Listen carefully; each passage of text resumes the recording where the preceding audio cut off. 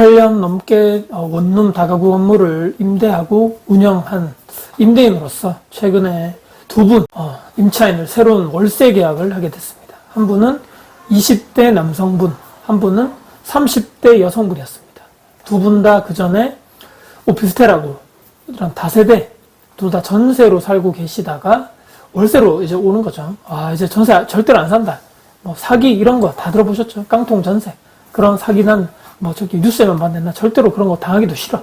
그 전에 살 때도 내가 가진 돈이 많이 없다 보니까 전세자금 대출을 받아서 그런 쪽에 들어가서 거주를 했는데, 지금 내가 모아둔 돈이 많이 없으니 일단은 원룸에 들어와서 월세를 살다가 돈을 모아서 나중에 대구에 신축 아파트 청약을 하던지 아니면 준신축 아파트 매수를 할 거다. 두 분 다 계약서를 쓰면서 이런 얘기들을 똑같이 주고받았습니다.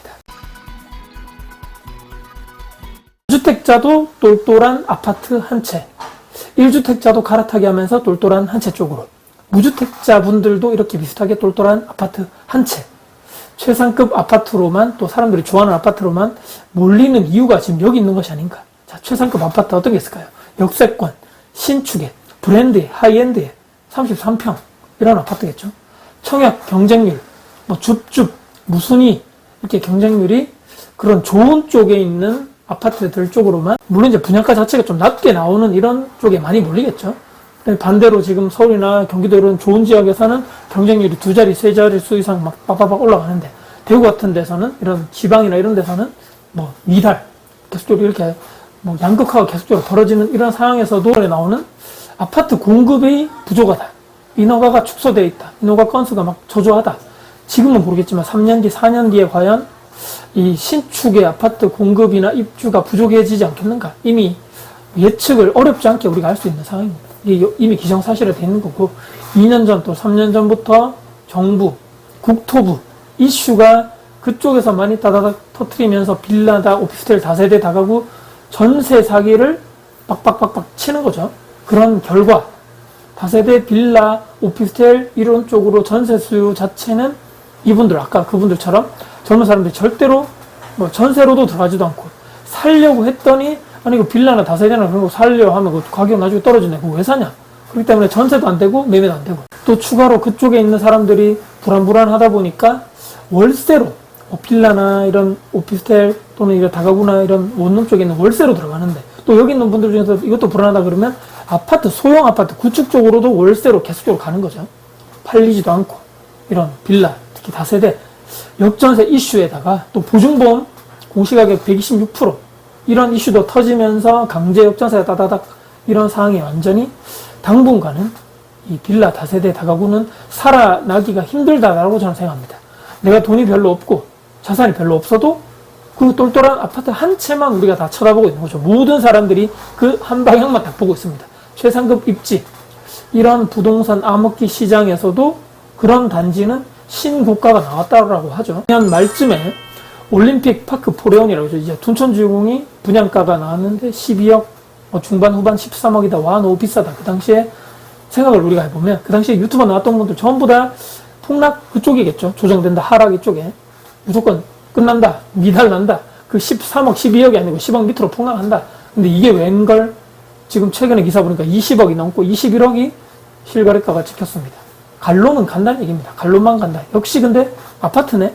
빌라, 오피스텔 그런 거 왜 사냐? 돈도 안 되고 사면 가격 떨어지는데, 오로지 아파트, 이런 정부 정책이, 국회의원들, 정부 정책 만드는 국회의원들 있죠. 또 대한민국의 방향성을 이끌어가는 이런 사람들, 미래를 책임지는 이런 고위, 이런 정치인들 또는 고위 정부의 고위 관료분들, 지금 이런 상황을 저는 만들어낸 적폐 중에 적폐가 아닐까라고 저는 생각합니다. 왜냐하면 다주택자 규제세 중과 세금, 보유세, 양도세 때리고 안 풀어주니까 시장에 추가로 이런 다주택자들은 들어갈 수 없는 거죠. 지금 서울의 전세 가격이 이런 추세상 1년 이상 계속적으로 지금 상승하고 있고, 매물은 점점 전세 매물은 실종돼 가고 없어지고 있고, 전세가는 올라가고, 경기도나 핵심 지역에 있는 인천, 경기도 그쪽도 상황이 비슷하다 그러고, 아니 매매가는 지지부진한데 전세 물량 급감으로 전세 가격도 스물스물 지금 올라가고 있는 거죠.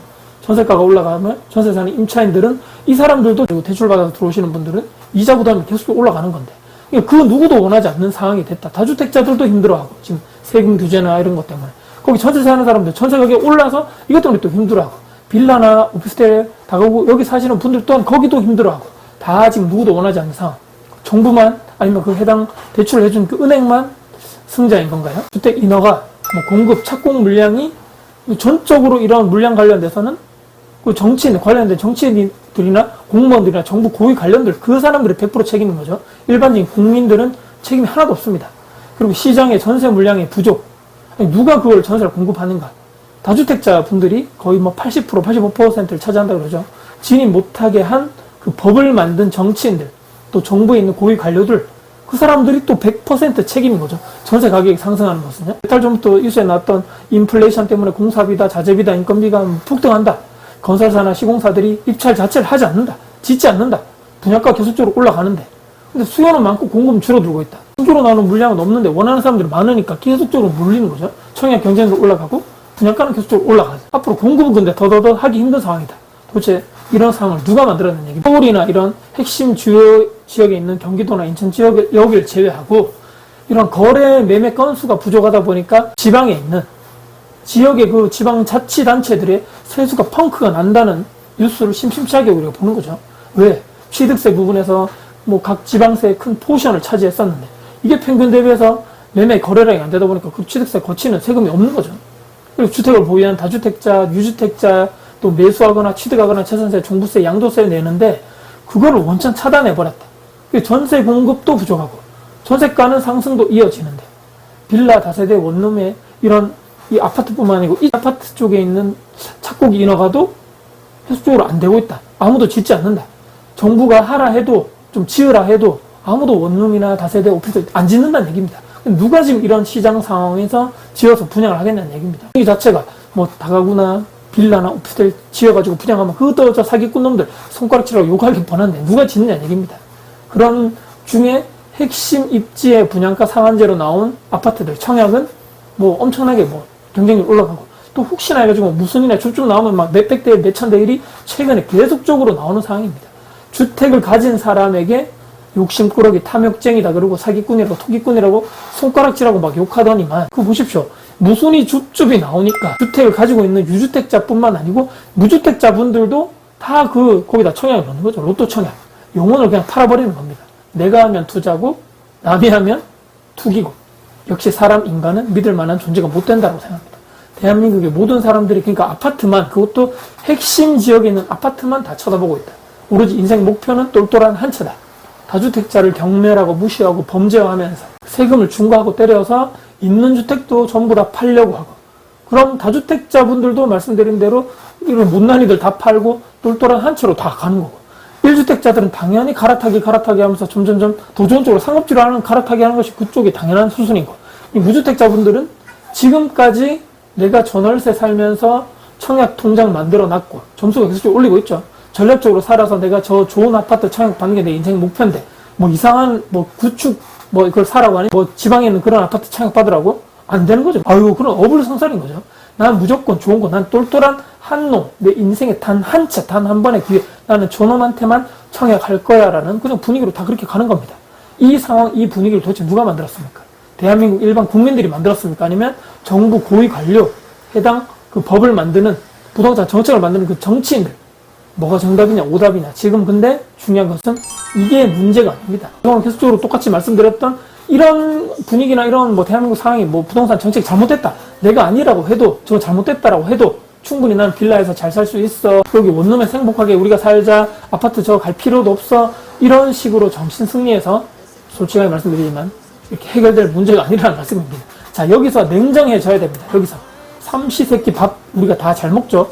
근데 엉뚱한 생각하면서 결론이 이상한 쪽으로 빠져버리면 이상하게 우리 인생이 희한한 쪽으로 우리가 원하지 않는 방향으로 갈 수 있다는 얘기입니다. 지금 딱 이런 시기, 이런 시국, 대한민국 이 상황에서 나는 어떻게 월급을 받아서 그 돈을 잘 모아서 시드를 만들고, 비록 내가 자산이 부족해서 지금 당장은 내가 저 최상급 누구나 다 원하는 그 아파트를 내가 못 사지만 그 이하의 2급지나 3급지 쪽에 그런 아파트들 중에서 가치 대비해서 가격이 지금 물량 때문이든 뭐든 이렇게 많이 가격이 떨어지고 조정된 아파트가 먼저 있을 겁니다. 거기부터 난 차근차근히 순서대로 투자해서 한 단계 내가 이렇게 시간이 걸릴지언정 난 그렇게 올라가겠다. 이렇게 안타까운 현실이지만 난 포기하지 말고 지금 있는 내 자리, 내 현실, 내 자산, 여기서 내가 최선을 다하는 선택을 우리가 해야 되는 것입니다. 한 사람과 이 선택을 하지 않고 그냥 포기하고 남욕하고 욕하는 사람들과의 격차는 시간이 지나면 질수록 계속적으로 그 격차는 벌어질 수밖에 없다. 세상은 변하고 부동산 투자 시장도 시시각각 변하기 때문이다. 이 시장에서 투자에 내가 플레이어로서 정말 내 시간, 내 에너지, 내 열정, 내 비용 다 갈아 넣을 준비가 되어 있으신 그런 감당 가능하신 분만 정신줄 우리가 같이 단디 붙잡고 같이 이 힘든 이 길을 또박또박 같이 걸어 나가 봅시다라는 말씀 드립니다. 누가 우리가 칼 들고 협박한다라는 얘기하죠. 아무도 투자하라고 우리에게 칼 들고 협박하지 않았습니다. 그렇기 때문에 스스로 생각을 바꾸고 행동을 바꿔야지만 인생이 바뀐다라는 마지막 말씀드리면서 같이 화이팅 하자는 말씀드립니다. 오늘 영상 여러분께 도움이 되셨다면 구독, 좋아요, 알람 설정, 댓글 주시고요. 항상 주변 분들께 공유될 가치가 있다고 생각하신다면 널리 공유 부탁드리겠습니다. 여러분들 진심으로 응원하겠습니다. 화이팅입니다.